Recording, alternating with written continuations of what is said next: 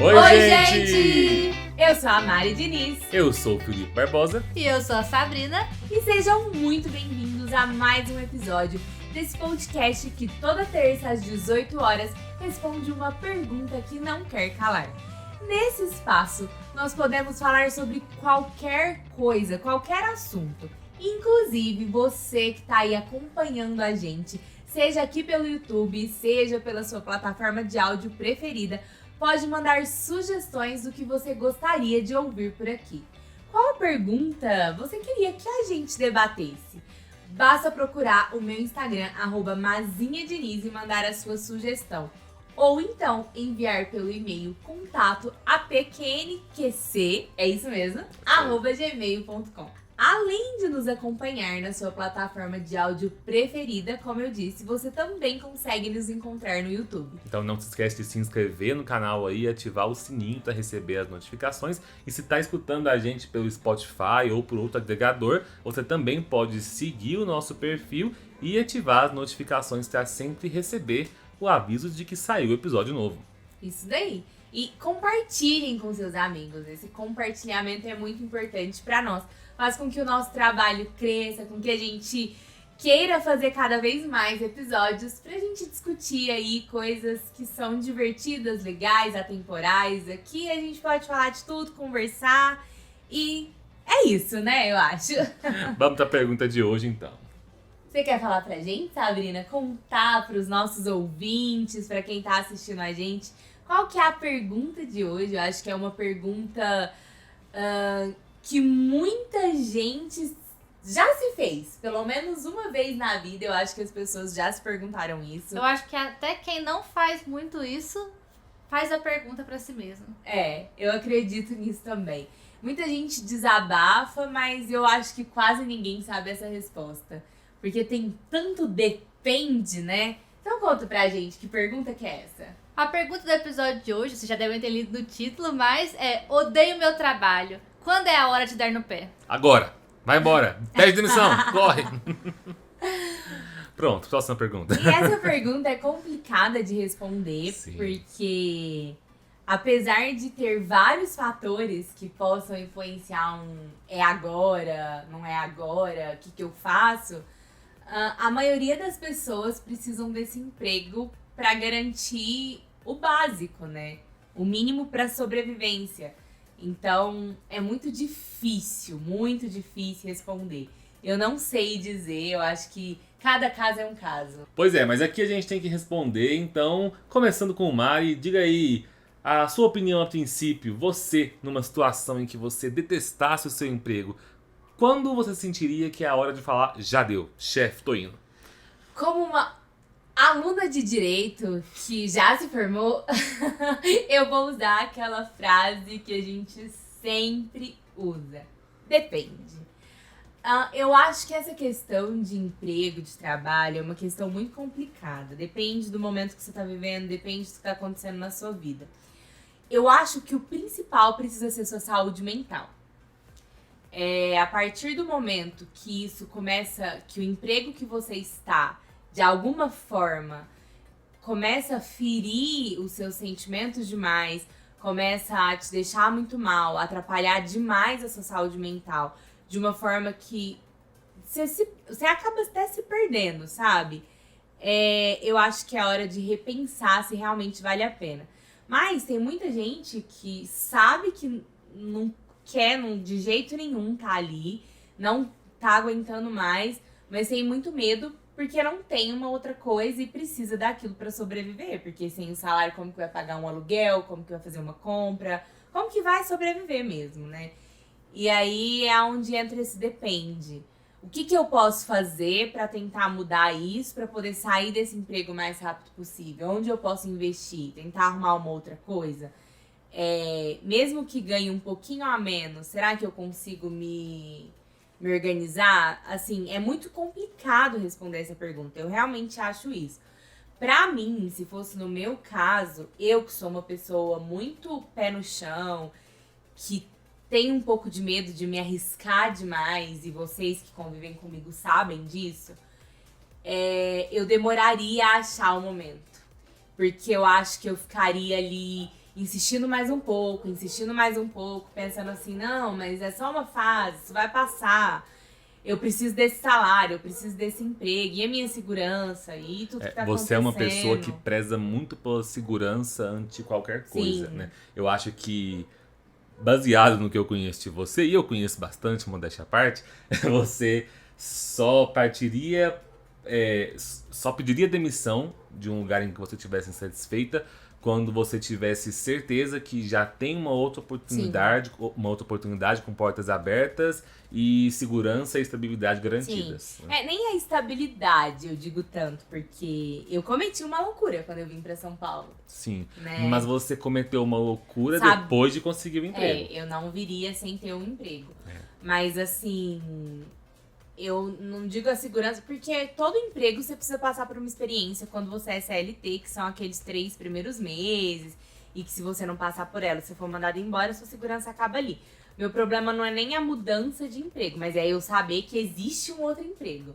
Eu acho que eu não trocaria, não daria, tipo assim, vou largar o meu emprego, receber seguro-desemprego agora, se eu conseguisse fazer um acordo e começar uma nova história do zero, assim. Eu não sei se eu consigo e talvez o meu psicológico ficaria pior. Então é por isso que eu acho que depende.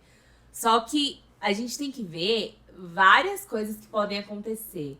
Primeiro, por que você odeia o seu trabalho? Você odeia o que você faz? Você odeia o que acontece nesse ambiente? Você odeia o ambiente do seu trabalho? Porque às vezes você gosta do que faz, mas odeia o ambiente. E aí você odeia o seu trabalho, mas não a sua profissão, entende? Sim.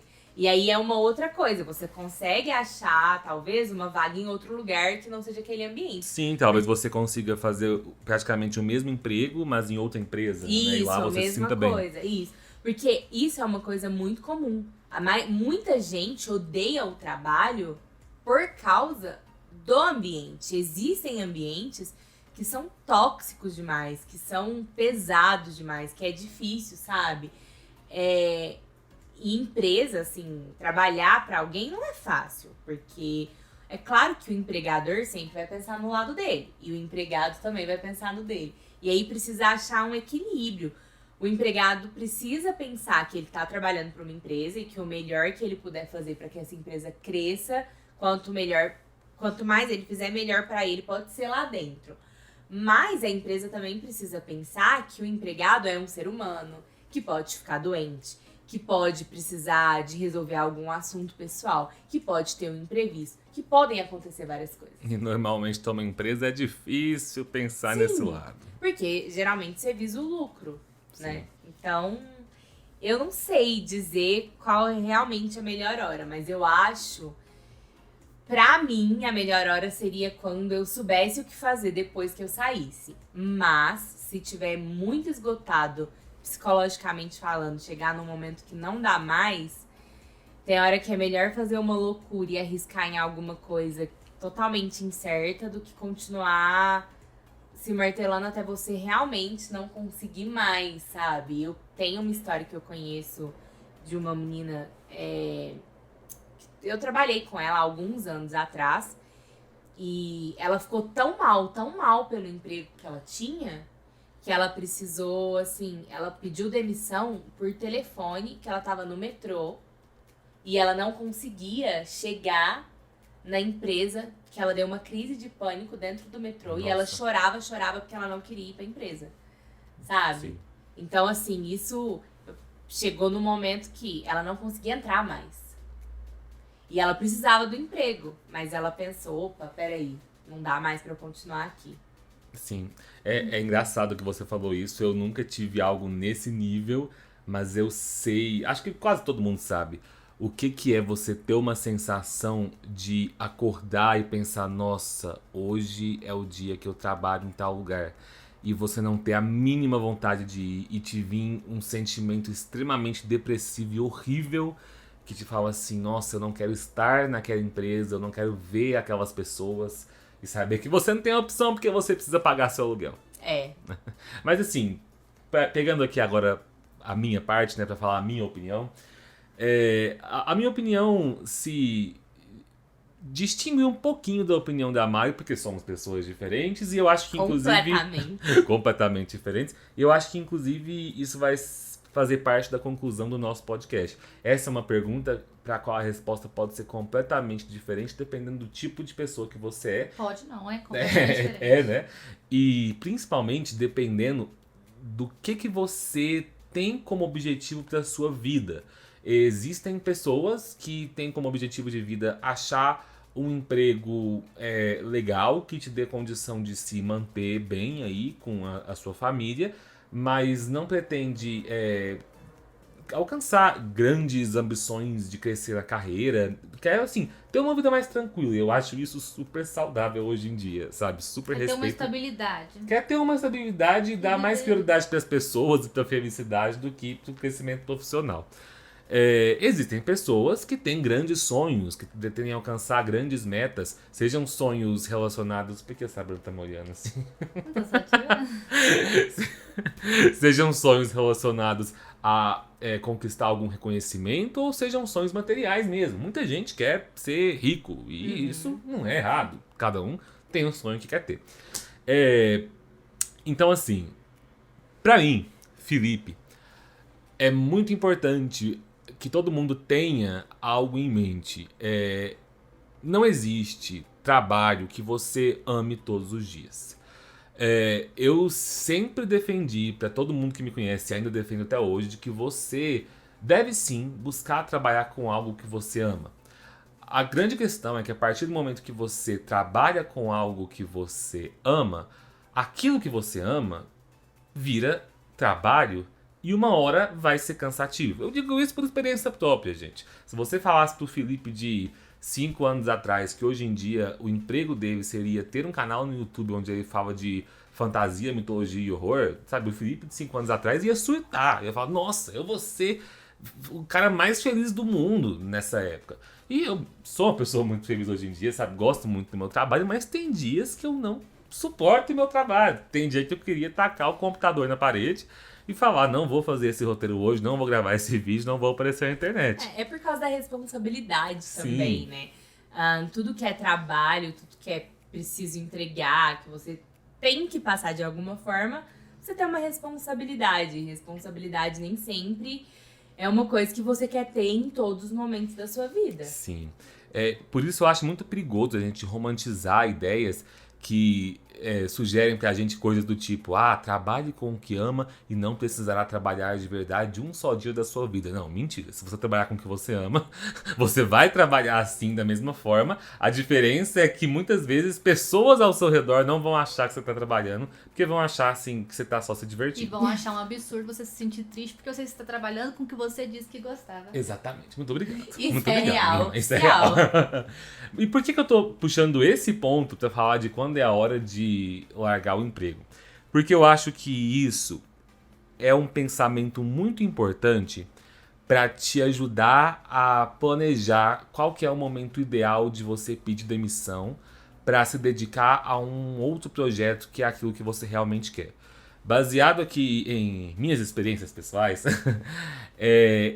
eu acredito que existem determinadas situações onde vale a pena você aturar um emprego difícil que você deteste por determinado tempo, enquanto você se dedica no tempo livre, embora essa questão de tempo livre seja muito relativa, né? Depende da sua rotina, das suas responsabilidades, mas enquanto você se dedica no tempo livre para um projeto seu, que você realmente quer, né? Para que na hora certa você possa largar o emprego que você odeia e se dedicar para aquilo, né? Com que você sempre sonhou. Eu consigo eu não colocar acho... esse exemplo que você deu numa parte da minha vida, que no caso não é um emprego, mas seria um estudo. Que, tipo, eu nunca quis fazer faculdade, mas eu comecei a fazer faculdade e fiz 3 períodos enquanto eu tentava achar alguma coisa pra eu saber o que eu gostava pra fazer, pra ninguém falar, nossa, que vagabundo não tá fazendo nada. Sim. Então eu fiz uma coisa que eu não queria pra depois começar a ver o que eu queria realmente pra fazer. Não existe certo e errado nesse momento. Existe questão de livre-arbítrio e, tipo, você escolhe pra lidar com as consequências do que você optar. Então, se você optar por, não, beleza, eu vou dedicar a minha vida aqui para trabalhar nesse emprego horrível, enquanto eu me dedico para um projeto não remunerado ainda durante as madrugadas, porque eu quero muito que esse projeto e esses meus sonhos se realize. Né? Se você fizer isso, você vai ter que enfrentar as consequências, que são as noites sem dormir, a falta de contato com outras pessoas, né? Você pode ficar muito mal e tem que lembrar que isso não é garantia que o seu projeto pessoal dará certo. Né? Você pode se esforçar e dar errado ainda. E isso é muito importante de lembrar, porque a gente... existe muito essa questão do... você consegue tudo aquilo que você quiser, se você se esforçar, e seus sonhos podem se realizar. Não estou dizendo que a gente não tem que ter fé, que a gente não tem que ir atrás, que a gente não tem que lutar. Porque se a gente não fizer isso, as chances de dar errado fica zero, né? Tipo, a chance de dar certo fica zero. Porque se você não se você não for atrás, nada vai acontecer. Só que a gente precisa sempre ter na nossa mente que a vida é uma vida real. Ela não é o conto de fadas, ou os filmes, ou as coisas que a gente vê na televisão. A vida é uma vida real. E tudo pode acontecer. Pode dar certo e pode não dar certo. E pode ser frustrante não dar certo. E também pode dar certo e você descobrir que não era aquilo que você queria, que você achava que você queria. Então, a gente precisa... Eu acho que é muito de autoconhecimento você tentar alguma coisa, mas sempre existe uma forma de, o meu sonho é ser atriz famosa, mas às vezes não dá certo virar atriz famosa, mas eu consigo atuar em algumas coisas de vez em quando, ou participar de peças que seja com um grupo de teatro que eu montei, e pelo menos eu tô sendo atriz ali. Sim. É uma forma de você ter contato com aquilo que você ama. Talvez seu sonho seja viver disso, mas você não consiga. E é difícil, porque é um exemplo muito real no Brasil, né?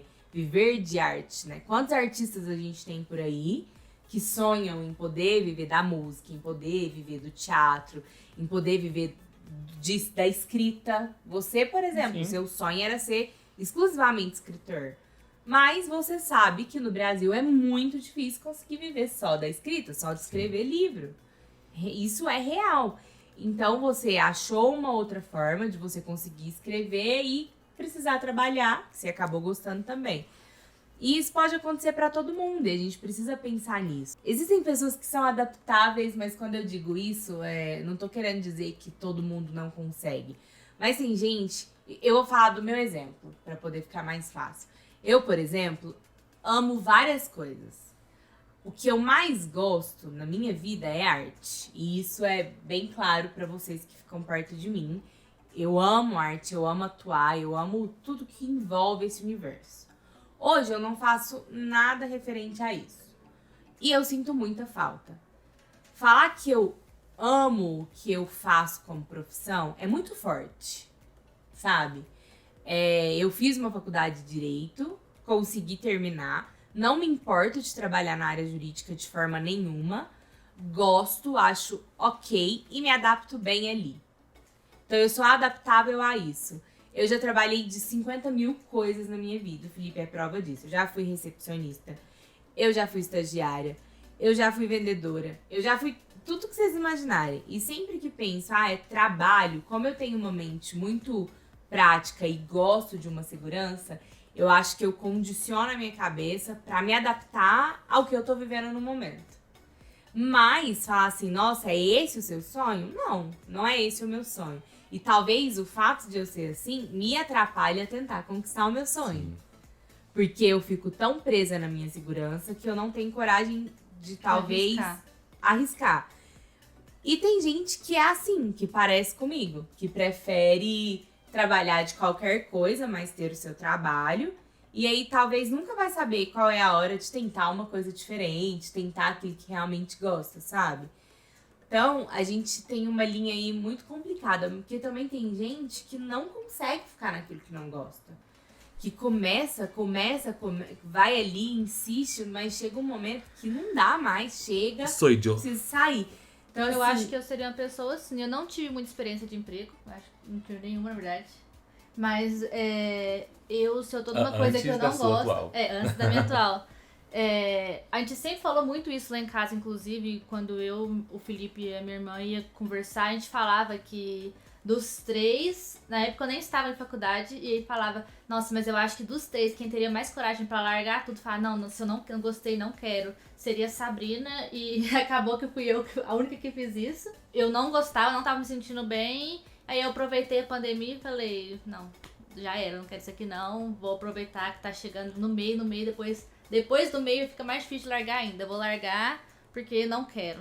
Então, eu acho que eu seria muito, tipo assim, nossa, não precisa nem estar me estourando minha saúde mental. Se eu não estiver gostando, pra eu largar. Porque mesmo sabendo a questão de ter uma estabilidade, ter uma segurança, eu ia pensar um pouco nisso, mas eu acho que o meu não gostar fica acima disso, que eu não consigo ficar num lugar que eu não estou gostando. Aproveitando que você já puxou o gancho aí pra falar da sua experiência pessoal, pra você então, o que seria, o que definiria pra você esse aqui é o momento de sair, de estar no emprego? Eu acho que seria isso. Se eu não estou gostando. Se eu tô num lugar. Uma frase que você falou no começo do episódio. Se eu estou. Eu não lembro qual dos dois que falou. Se eu estou num lugar, se eu estou pensando, nossa, que saco, ir pra lá, aguentar aquelas pessoas, eu não vou mais. Sim. Porque vai me irritar. Inclusive a faculdade tinha um pouco disso. Eu acho que é um dos motivos também de eu largar, além de não querer estar lá. Sim. E aí, assim, uma coisa que é muito importante, nenhum de nós três está ignorando esse fato, inclusive a Mari já comentou, é que, infelizmente, simplesmente saber quando é a hora de dar no pé, né, nem sempre é suficiente. Porque a gente não trabalha porque quer, na verdade, a gente trabalha porque precisa, né? Porque, infelizmente, nós, meros mortais, não temos aí a conta bancária da Jade Picon. É Picon ou Piton? Que eu já tô Picon. confundindo. É Picon, né? Piton é como estão chamando ela no Twitter. Mas enfim, eu tive que optar por uma escolha quando eu decidi mudar para São Paulo, que era a seguinte: eu sabia que eu não sou capaz de me adaptar como a Mari é capaz num emprego, numa profissão que não é aquilo com que eu sempre sonhei, né? Eu nasci para ser escritor, para ser artista, para falar de livros, filmes, séries. E se eu não trabalhar com isso, eu surto, né? Então, assim, se essa não fosse a minha profissão, se não fosse algo dentro dessa área, eu falo com toda certeza que eu não conseguiria ser feliz. Então, chegou um momento onde eu estava formado em direito, sem vontade nenhuma de seguir a carreira, e dando aula de inglês, onde eu percebi que eu tinha oportunidades para conseguir crescer aqui em São Paulo, mas para isso eu precisava sair da cidade dos meus pais, né, da casa dos meus pais, lá em Minas, abandonar toda a minha vida e buscar uma forma de me sustentar nessa cidade louca, nessa selva de pedra, né? E conseguir me sustentar com algo aqui, mesmo que fosse um sustento básico no início, morando num quartinho super pequeno e sem conforto nenhum, mas que fosse perto do metrô, né, para que eu tivesse perto de algumas oportunidades da carreira que eu almejava. Para isso eu consegui um emprego de professor de inglês aqui. E assim, eu não vou, é claro, expor a escola, nem dar muitos detalhes, mas eu tive experiências péssimas trabalhando naquela escola. Quem é professor no Brasil sabe que a realidade, principalmente de professor de inglês, não é uma realidade muito agradável. Essa escola que eu trabalhei, inclusive, era uma franquia respeitada, que eles têm uma política de não contratar os seus professores como professores registrados na carteira de trabalho.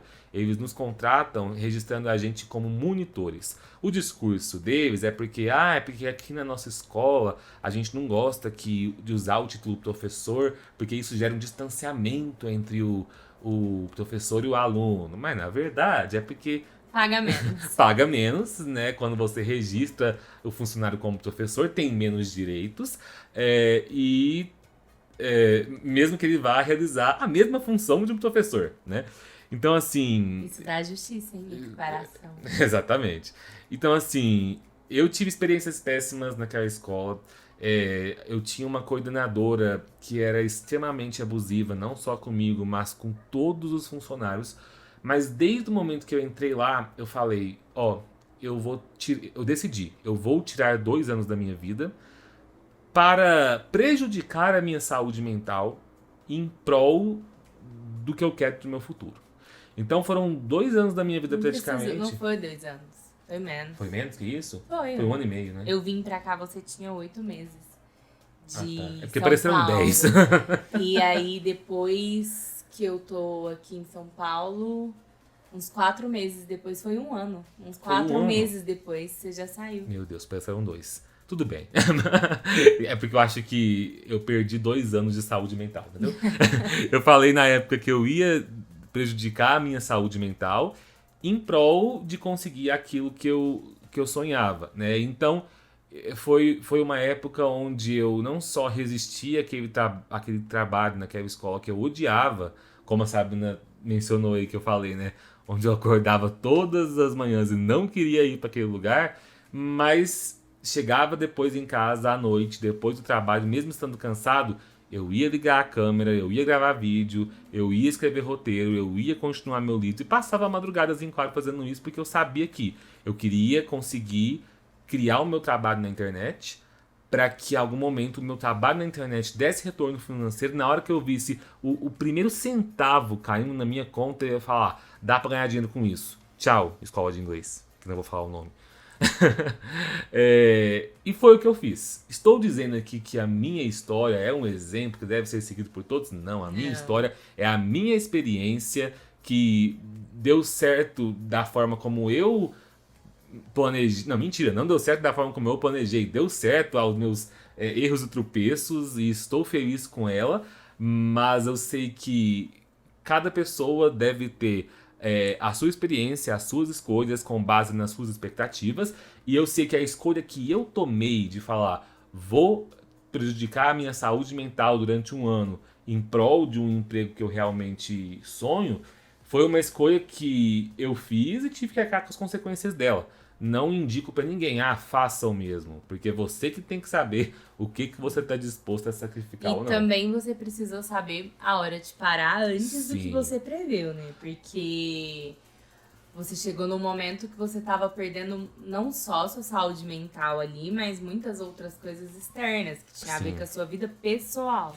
E uma coisa que é importante eu mencionar aqui, 2 coisas na verdade, é que, pra quem não sabe, eu não segui o meu plano, que meu plano era continuar na escola de inglês até o momento em que o canal no YouTube me fornecesse uma renda suficiente para eu poder sair do emprego com segurança. Sim. Só que para eu fazer isso, eu percebi na época que talvez esse momento nunca chegasse. Porque trabalhando na escola de inglês, eu não tinha tempo livre o suficiente para me dedicar ao canal no YouTube. E aí, assim, eu tive algo na minha vida que eu agradeço todos os dias, que foi uma parceirona que está aqui do meu lado, né? Minha parceira de vida, a Amada, naquela época, mudou para São Paulo, pegou na minha mão. Opa, eu te dei um tapinha, perdão aí. Foi. Era pra ser um carinho. Pegou na minha mão na época e falou assim, vamos fazer uma loucura.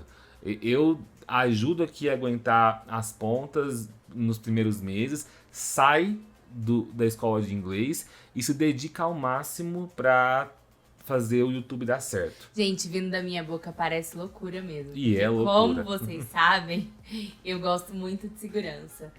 Só que não dava mais, né, pra ver o jeito que você tava. Sim, e ela falou, eu confiei, eu fiz isso, saí da escola de inglês e aí tomei uma segunda decisão na época que era, vou sacrificar mais ainda da minha saúde mental e até mesmo da saúde do meu relacionamento com a Mariana para fazer esse canal dar certo.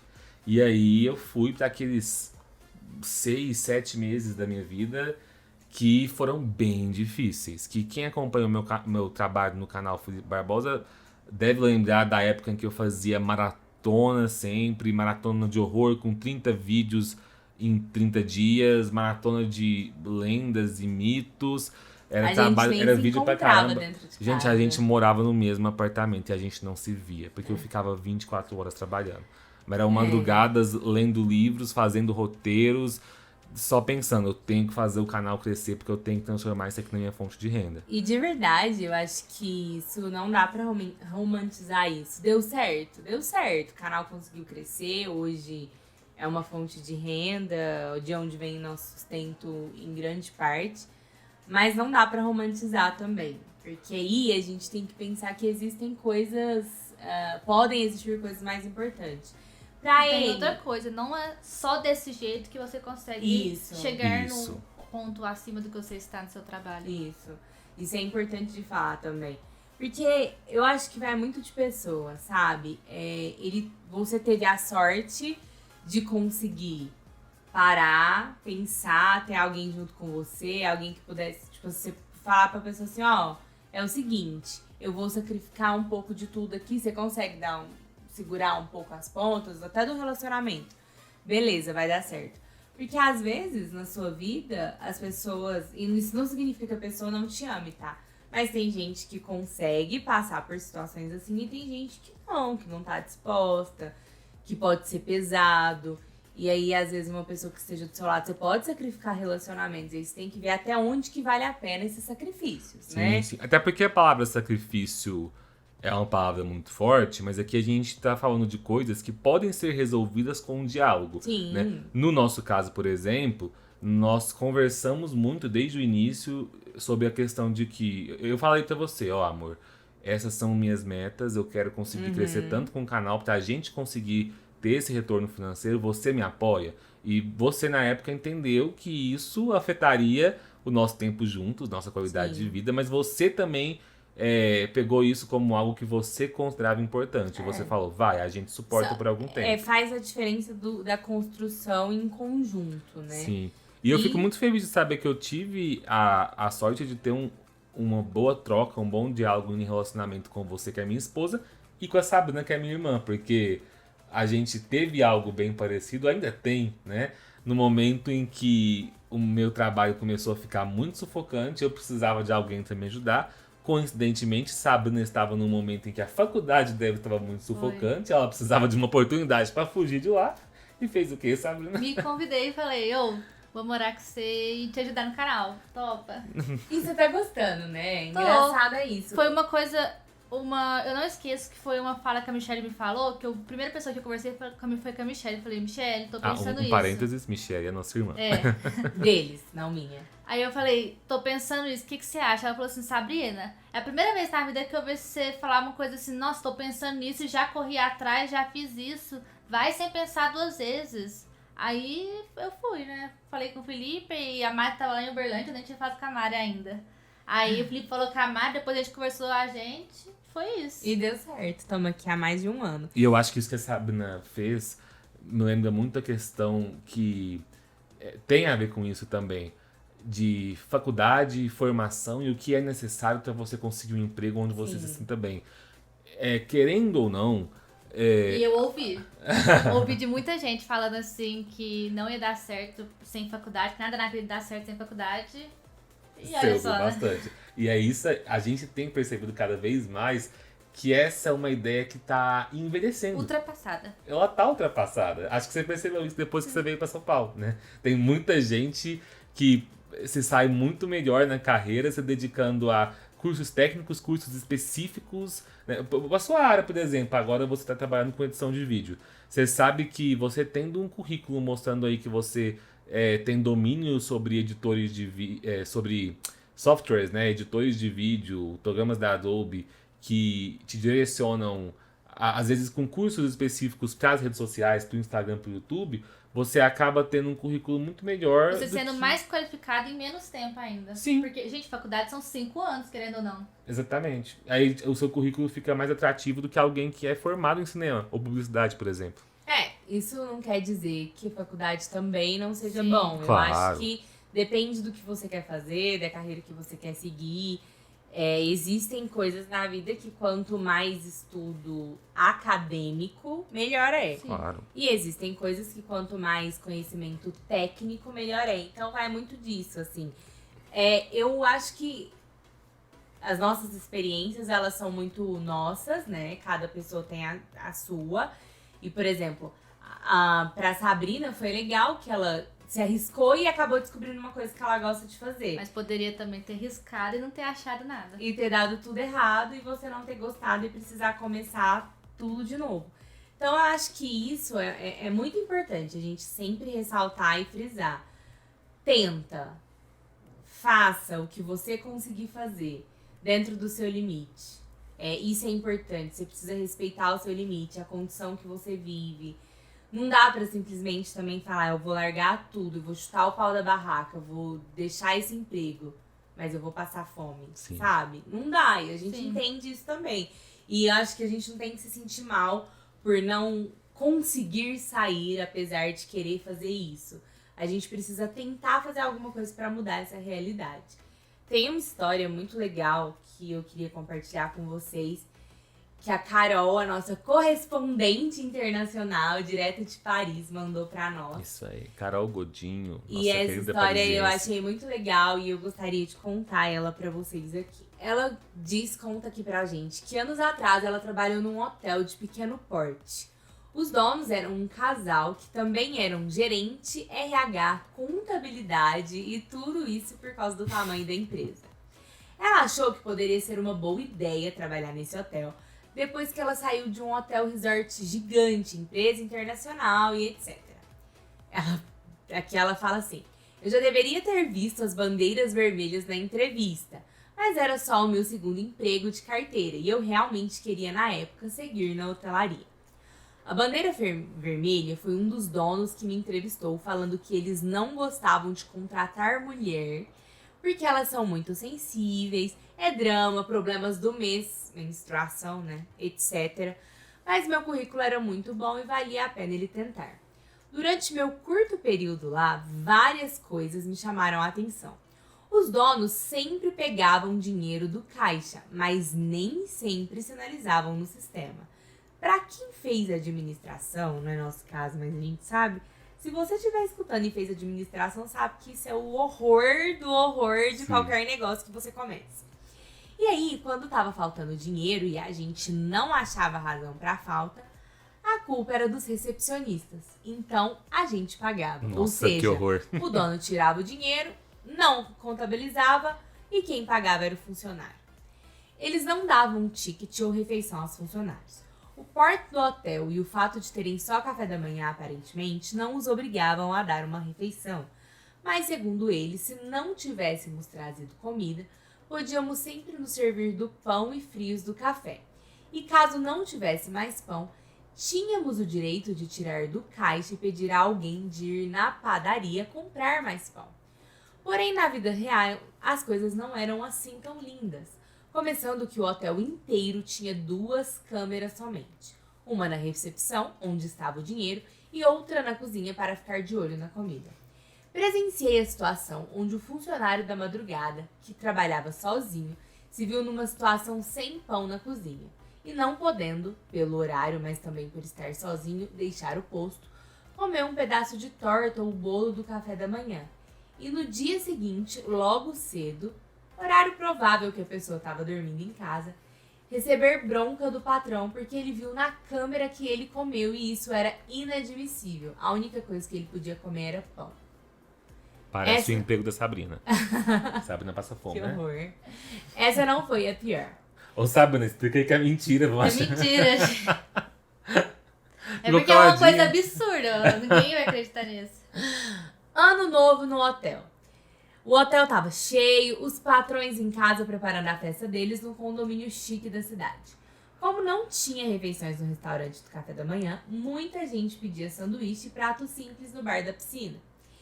Esse 31 tava um calor infernal, até pra quem tava na piscina. Então o hotel colocou algumas mesas e cadeiras numa sala de reunião ao lado e com vista para a piscina, com ar-condicionado no talo para quem quisesse respirar um pouquinho desse calor e comer lá.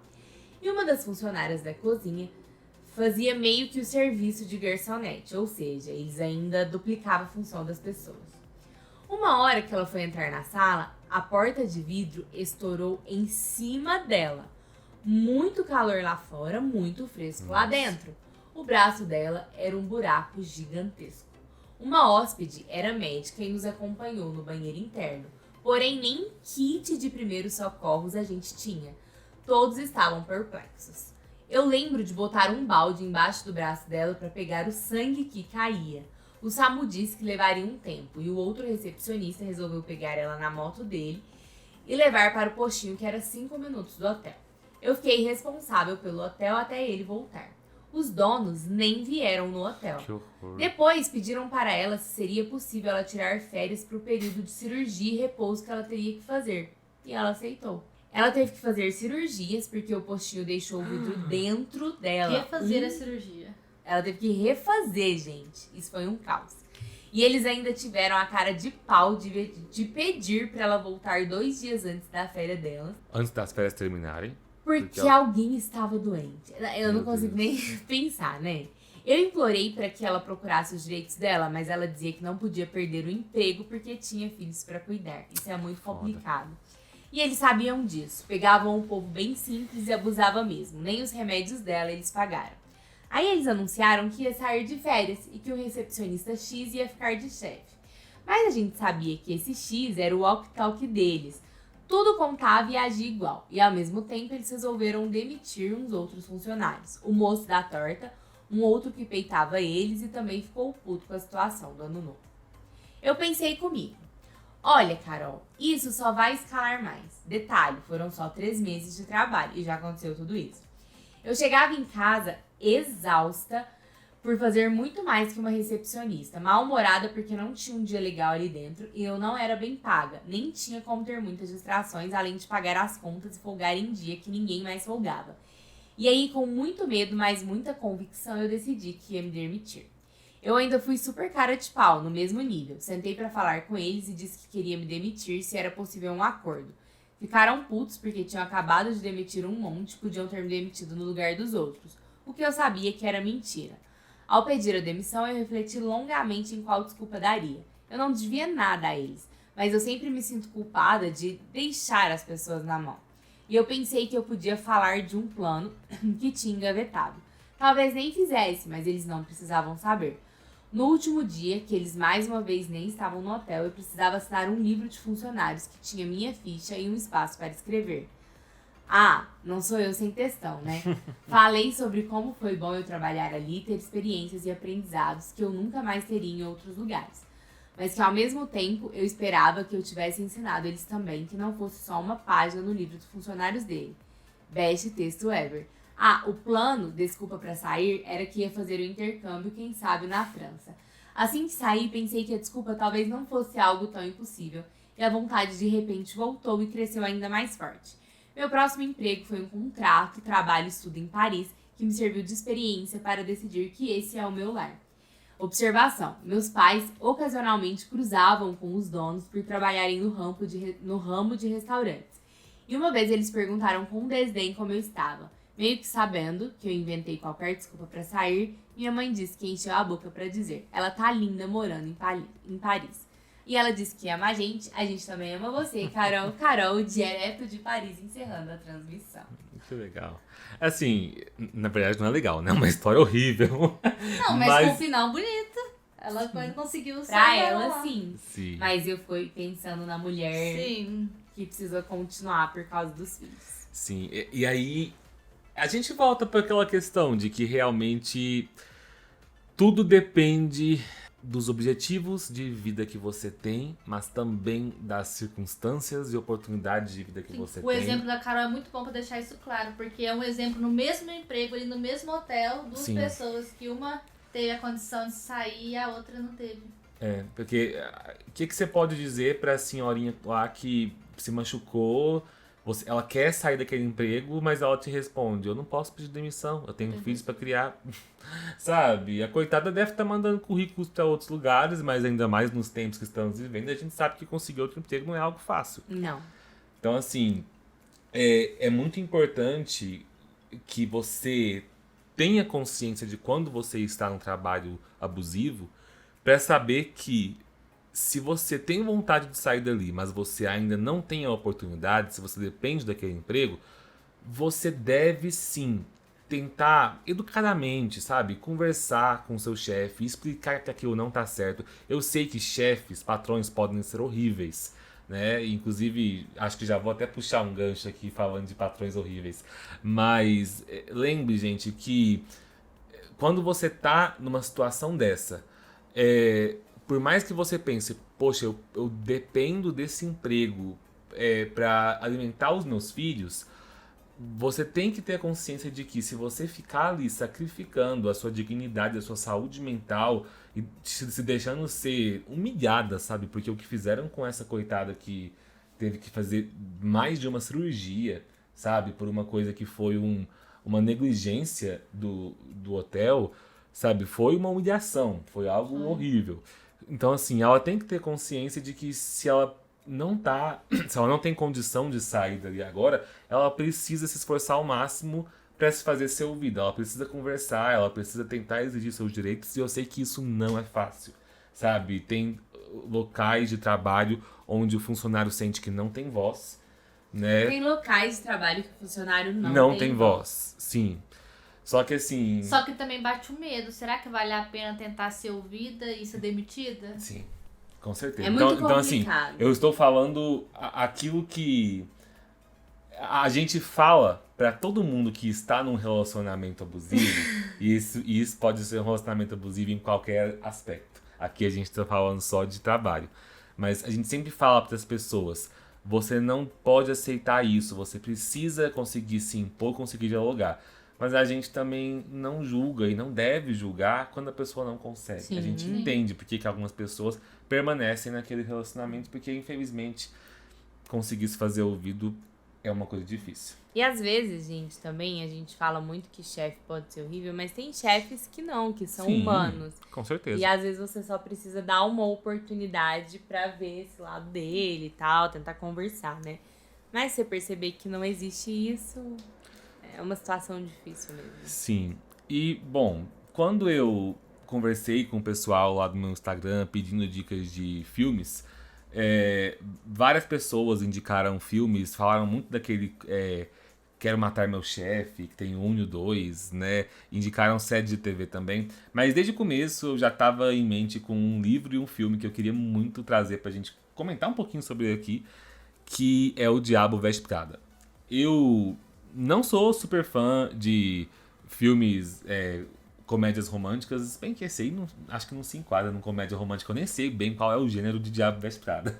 É filme de jovem lutando pela carreira dos anos 2000, né?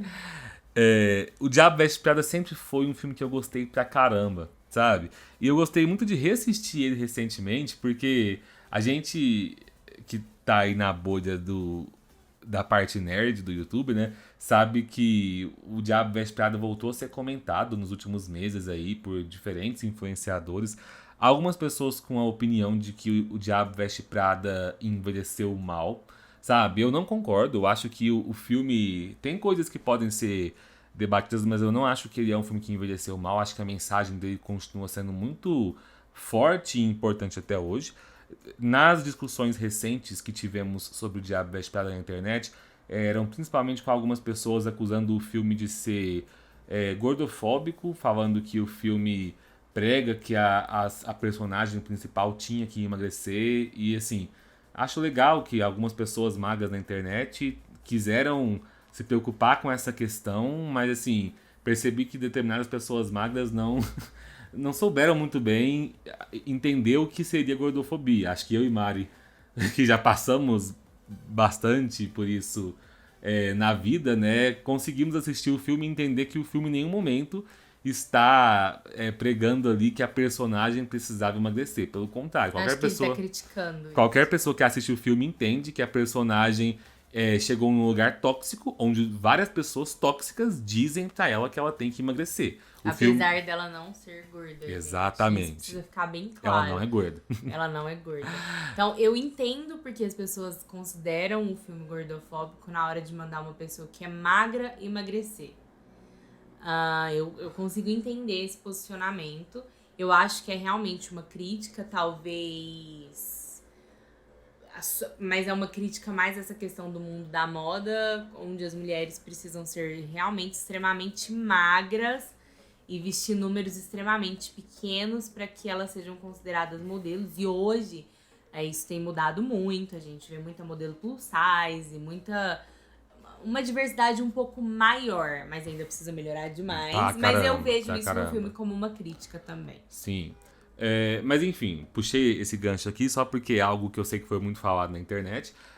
Mas eu queria falar desse filme pra tentar responder um pouco da nossa pergunta de hoje, né? Pra quem nunca assistiu O Diabo Veste Prada, nesse filme a gente acompanha a Andy, interpretada pela Anne Hathaway, que é formada em jornalismo e tá tentando conseguir um emprego, tá tentando crescer na carreira, só que ela não consegue um emprego em nenhuma área na qual ela gostaria realmente de escrever e publicar seus artigos e reportagens. A única oportunidade que ela consegue é de se tornar assistente pessoal da Miranda Priestly, que é a editora-chefe da revista Runway, a revista mais conceituada de moda que existe ali. E a Andy é uma pessoa que não se interessa por moda, ela considera algo fútil, só que ela aceita aquele emprego e ela vai ter que lidar com uma chefe que é extremamente abusiva. E assim, é muito engraçado ter assistido esse filme na sua infância e pensar, nossa, a Meryl Streep é muito boa, né? Porque ela conseguiu criar uma personagem terrível que não existe na vida real, não existe alguém igual a Miranda, né? Mas quando você muda pra São Paulo, conhece determinadas pessoas aqui, vai para certos empregos, você vê que existem muitas Mirandas por aí, né? Não só em São Paulo, né, gente? Em qualquer cidade você consegue achar uma... A Miranda que eu tive na minha vida não foi em Não São foi em Paulo. São Paulo, foi em Uberlândia mesmo. Pois é. Enfim, a grande questão de O Diabo Veste Prada é que eu acho que o filme trabalha muito, muito bem o arco da personagem da Andy. Ela é uma personagem que não está ali porque quer se sair bem naquele emprego. Ela está ali porque, pra ela, aquele emprego abusivo, que ela reconhece que é abusivo, é como se fosse um degrau de uma escada. Ela sabe que a Miranda é um nome respeitado, que trabalhando com ela, ela pode conseguir outras oportunidades. E então ela decide encarar aqueles abusos, aceitar as humilhações às quais aquela mulher submete ela, pensando em conseguir o grande sonho dela, que é trabalhar como jornalista. Ao longo do filme, muita coisa acontece e é interessante ver como a Andy vai conseguindo entender um pouco mais sobre o que é o mundo da moda. Ela entende que ela não pode se render a uma ideia extremista de que todo mundo no mundo da moda é fútil, ninguém precisa disso, sabe? E esse emprego aqui é algo desnecessário para a humanidade. Não, sabe? Ela vai entender que a moda pode ser sim uma forma de mulheres conseguirem, não só mulheres, claro, mas ali no filme o foco tá um pouco mais nas mulheres, né? Mas a moda pode ajudar pessoas a aumentarem a sua autoestima em alguns momentos, né? Que a moda tem a sua importância histórico-social ali, nos estilistas que batalharam para trazer novas ideias, sabe, novas ideologias nas suas roupas, nas suas marcas. Então, assim, ela vai aprender a admirar um pouco mais aquele mundo da moda, só que ao mesmo tempo ela vai começar a perceber que ela está cada vez mais crescendo na carreira, enquanto ela tem que, digamos assim, atropelar algumas pessoas, né? E o tempo todo ela sempre justifica, eu estou fazendo isso porque a minha chefe me obriga, eu não tenho escolha, ela repete isso o tempo todo. E assim, uma das cenas mais incríveis desse filme, na minha opinião, é no final, quando... Tô contando o final do filme aqui, caso você não tenha visto, perdão, vou dar spoiler. Quando a Miranda, a chefe dela, acabou de fazer uma coisa horrível ali, que foi, para não perder o emprego dela, ela...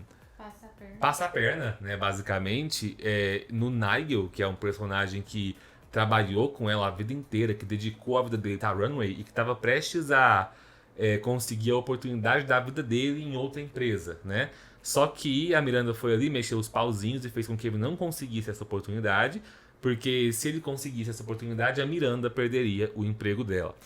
E aí, quando a Andy fala pra ela assim, nossa, eu nunca faria o que você fez com o Nigel, a Miranda responde, mas você já fez com a Emily. Emily era a outra assistente da Miranda, que queria muito ir pra Paris, mas como a Andy estava se destacando mais no trabalho, a Miranda decidiu levar pra Paris, junto com ela, a Andy e não a Emily. E isso é a gota d'água, né? É o momento em que a Andy conseguiu chegar na resposta dela pra pergunta desse podcast. Foi ela falou, essa é a hora de dar no pé. Dar no pé. E foi embora. Então, assim, eu gosto muito desse arco da personagem construído no filme. Mas existe uma coisa nesse filme que me incomoda, que é, ao longo do filme, enquanto a Andy vai cada vez mais se dedicando ao trabalho, ela começa a se afastar dos amigos e principalmente do seu namorado, o Nate. E o filme cria todo um arco ali onde os amigos vão culpar ela por tudo que tá acontecendo. Vão culpar ela porque, principalmente o namorado, o Nate, ele fala coisas muito pesadas pra ela. Ele fala pra ela, agora você só se interessa por bolsas, só se interessa por moda, você criticava essas mulheres e agora você tá virando uma delas. E os amigos começam a se afastar e ela perde todo mundo, principalmente ela perde o seu namorado. E no final do filme ela volta, tenta se reconciliar com ele, consegue se reconciliar com ele. E assim, essa é uma parte do filme que me incomoda, porque eu sei que a Andy estava vivendo um relacionamento abusivo no trabalho, mas no meu ponto de vista, em vários momentos da vida do filme, a Andy também sofre um relacionamento abusivo com seus amigos nesse ponto. Porque é muito claro para todo mundo que assiste o filme, inclusive para os amigos da Andy e para os personagens, que a Andy não estava naquele emprego porque ela queria estar ali. Sabe? No começo do filme, ela e os amigos se reúnem num restaurante, eles brindam e todos eles falam ali que todos eles odeiam seus empregos. Inclusive a Andy odeia o seu emprego com a Miranda. Mas aqueles são os empregos que pagam o aluguel deles. Então eles brindam e falam aos empregos que pagam nossos aluguéis. A diferença é que a Andy começa a conseguir a oportunidade de crescer nesse emprego. E essas oportunidades, infelizmente, são abusivas com ela, fazem com que ela trabalhe demais, fazem com que ela perca o aniversário do trabalho. Só que eu sinto muita falta. Do namorado. Porque eu falei o aniversário do trabalho. Fazem com que ela perca o aniversário do namorado. Só que eu sinto muita falta que em qualquer momento desse filme, os amigos dela e o namorado virem pra ela e falem assim: nossa, poxa, Andy, é muito ruim o que tá acontecendo com você, mas a gente entende, não é culpa sua, é culpa da Miranda, né? Então vem cá, a gente vai tentar te ajudar a conseguir outro emprego, sabe? Vamos ver, vamos tentar mandar o seu currículo para outros lugares. Não, sabe? O povo só fala, só xinga ela, sabe? Começa a chamar ela de demonstram fútil. apoio e ainda fica a hora que ela chega com lembrancinha, todo mundo quer. Todo mundo quer os presentes que ela consegue, né? Aquela cena em que eles ficam brincando com o celular dela, Sim. não deixam ela atender a Miranda e ficam jogando o celular de um pro outro. Dá vontade de bater naquele povo. Ela acabou de dar uma bolsa pra menina que custa o rim dela. Sim. E aí a outra vai brincar ainda com a chefe. Então, assim, eu não estou dizendo que a Andy não comete atitudes, vou usar aspas aqui, erradas no filme. Existem sim momentos em que ela poderia ter tentado, né, dar mais prioridade para as pessoas que ela ama, em detrimento, no lugar de dar prioridade para o seu emprego. Só que é muito difícil fazer isso quando você depende daquele dinheiro para pagar o aluguel. O filme mostra que o pai dela, sempre que visitava ela, trazia dinheiro para ela porque ela estava com o aluguel atrasado. Sabe, o que os amigos queriam que a Andy fizesse? Virasse pra chefe dela e falasse assim: não vou buscar seu café na Starbucks não, pode me demitir. Sabe, o namorado dela ia fazer o que se ela fizesse isso? Ia pagar o aluguel sozinho? Então, assim, dei aqui meu desabafo, mas acho que o Diabo Veste Prada continua... Por mais que eu não goste desse final, onde ele meio que... Eles meio que voltam e tentam mostrar, assim, que a Andy precisava ter dado valor para as pessoas ao redor dela, eu continuo achando que ele é um ótimo filme para se debater essa questão. E essa situação me lembra um pouco uma situação que é parecida, mas completamente diferente. Por motivos de que a pessoa não odiava o emprego, a pessoa amava o que ela fazia e que ela não era o dinheiro do aluguel dela. A pessoa tinha dinheiro, então por isso que ela conseguiu, eu vou sair, mas ela soube o momento exato e ela escolheu os amigos não, a família, que é o Thiago Leifert. Sim. Que ele largou tudo que ele tinha e falou, não dá, parou o The Voice que ele tava fazendo, no meio do programa, e falou assim, não posso. Quando ele descobriu que a filha dele tinha o câncer. E falou, não posso, vou largar tudo. Ligou pro Boninho e falou, não dá mais. Ele saiu pra dar prioridade pra família dele. Então ele largou o emprego, o que é uma situação completamente diferente da gente que eu falo, porque o Thiago não tinha esse emprego como pra pagar o aluguel dele. E ele tem muito dinheiro na vida, mas ele soube o momento ali de largar. Exatamente, falou, nossa, é agora que... Mesmo amando o que ele fazia. Mesmo amando o que ele fazia. Só que mesmo o Thiago já sendo rico, o Thiago, enquanto artista, enquanto apresentador, ele estava no verdadeiro auge da carreira dele. Então, assim, uma coisa que eu acho muito importante a gente frisar aqui, todos os exemplos que a gente citou nesse episódio até agora, sejam os nossos exemplos pessoais, os exemplos de filme ou um exemplo real como que a Sabrina trouxe aqui, nenhum desses exemplos a gente tá falando assim, esse exemplo é o certo, todo mundo tem que seguir. Ou então é mais fácil. Ou é mais fácil ou mais difícil, né? Nenhum é. Só que na questão do Thiago, a gente admira muito o que ele fez, né? Ele falou, é o auge da minha carreira, mas isso eu faço depois, a minha filha é mais importante. Tá lá pela família dele. Lá não, aqui, né? Que ele tá aqui em São Paulo. E outro exemplo que me lembrou muito também foi o da Madonna. Porque a Madonna, pra quem não sabe, ela perdeu a mãe quando ela tinha 5 anos de idade. Aí o pai dela, todo mundo na família tinha alguma coisa a ver com a música. E o pai dela falava, não, tem que fazer piano, não sei o quê. E ela gostava muito da dança. Ela foi fazer faculdade de dança. E aí no meio da faculdade ela falou assim, não, mas não é isso aqui que eu quero não. E foi sair pra Nova York. A única pessoa que apoiou ela foi o professor dela na faculdade. Falou, vai mesmo. E ela foi pra Nova York com $35 no bolso. E aí chegou em Nova York, ela não tinha nada, só esse dinheiro. Ela morava num lugar muito ruim, muito miserável. E ela trabalhava em redes de fast food como garçonete pra conseguir mais dinheiro. E não era muito. Por isso que ela continuou nesse lugar. Numa das vindas dela de noite pro trabalho, ela sofreu abuso. E mesmo assim ela continuou porque ela sabia que ali em Nova York era onde ela ia conseguir o que ela realmente queria. Ela fez vários cursos de dança e tudo mais, até conseguir convencer um DJ, na época, a lançar a música dela.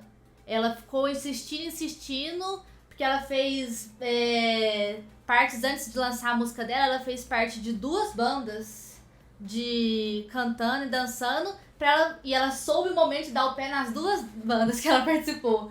Com ex-namorados dela, ela fez parte da banda e falou, não é isso, largou. Foi pra outra, não é isso, largou. E logo em seguida convenceu o DJ, depois de um tempo, conseguiu convencer o DJ, a música dela estourou e tá aí hoje uma rainha do pop. Não. Sim. Todo mundo já ouviu falar da Madonna, né? Com Então, certeza. Ela é um exemplo que, tipo, ela passou por coisas ruins e pra crescer. Ela sabia que ali tava horrível lá, ela tava sofrendo, mas ela sabia que se ela passasse por aquilo ali, no começo da carreira, mais pra frente ela ia conseguir o que ela tava ali em Nova York, que era ali em Nova York é o centro, né? Sim. Então, Sim. É tipo São Paulo e Rio aqui no Brasil pra quem quer ser artista. Sim, e é engraçado que no caso dela, ela sabia que ela tinha que aguentar aquelas situações difíceis, mas também sabia que não tinha que aguentar pra sempre. Na hora Sim. que ela falava, é hora de dar no agora pé, deu. tô indo Foi. embora. Sim. Ela foi o meio termo dos dois. Sim, ela é o meio termo, exatamente. E é um meio termo que deu certo, Sim. felizmente. Eu acho que depois de tudo que a gente falou até aqui, acho que esse episódio acabou ficando um pouco grande, porque é um assunto que não tem muito como não falar tanto, né? Sim, é um assunto que a gente fala 1 hora pra depois falar assim, não tem resposta certa, você segue o seu coração.